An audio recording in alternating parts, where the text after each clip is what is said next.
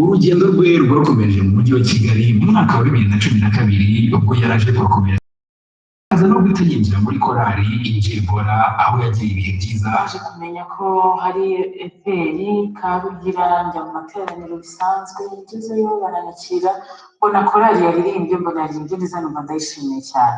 Hanyuma rero gukomeza muri Injili impano nagiraga impano yo kwandika indirimbo nazanye ndabihamya nazanye n'indi ivuga ngo nk'ukwimakazi yahagizwa mu butayu no gushaka amazi ni ku mutima wanjye ukunyotewe ngo wongere unyereke bundi bushya.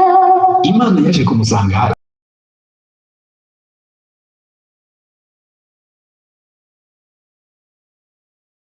kuramya no guhimbaza Imana azabirage n'abazamukomokaho. Iyo nabaga ndi muri korali numvaga ntashaka gutaha, hanyuma nataha nkumva ndababaye. Umunsi wa practice ukampindira cyangwa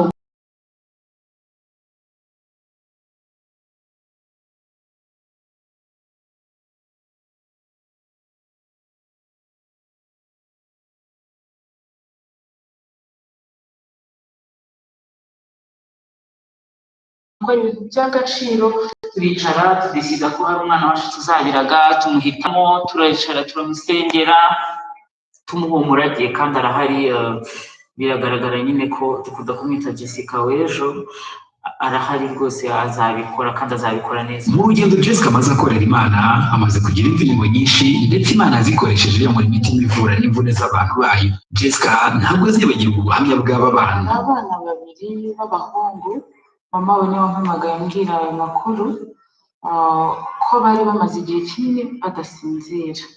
Hanyuma igihe kimwe ngo bicaye muri sale nijoro acuranga iriya ndirimbo Jovata nayo ayicuranze abana barayumva barayikunda ngo bagakomeza babwira mama bose mama wakomeje kuyipureyinga.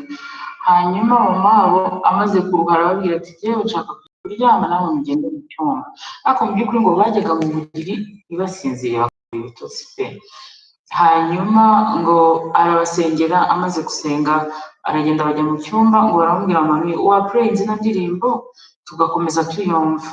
Arayipureyinga ashyira kuri ripiti ayirekera mu cyumba cyabo. Guhera uwo munsi abana bakazajya basinzira. Jessica afite intego yo gukorera Imana binyuze mu gukora indirimbo nyinshi, akabwira abantu ko Yesu ashoboye kugeza ku mwuka we wa nyuma kandi agakora imishinga itandukanye irimo no gufasha abatishoboye.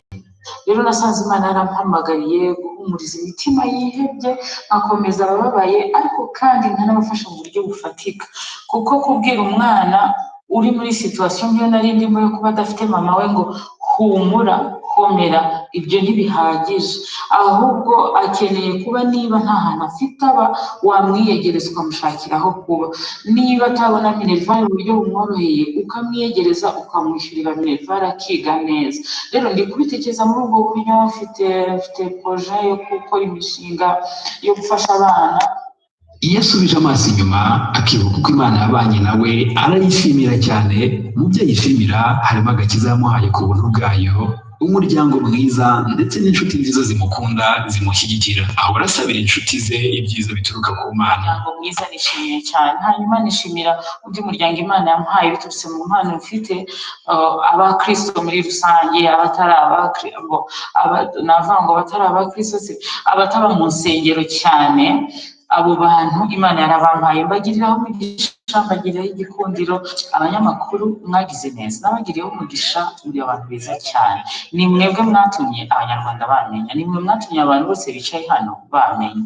Mwagize neza, nzakomeza mbashimire, na nyuma mbasigire umwana wanjye nawe akomeza abashimire, kuko muri abantu b'ingenzi mu buzima bwanjye. Ndashimira abashumba banjye nagiye bisha mu biganza, ariko by'umwihariko ndashimira Pastor Dr. Nagajumuke, niwe wambatije muri 2005. nari umwana mutoya ambatiriza kuri Muhazi, umubyeyi mwiza cyane yaje mu rugo kunsabira inshuro nyinshi ngo njye muri korali. Ni umubyeyi mwiza, yatwigishaga indirimbo muri korali, indirimbo za Kabaganza nyinshi nateraga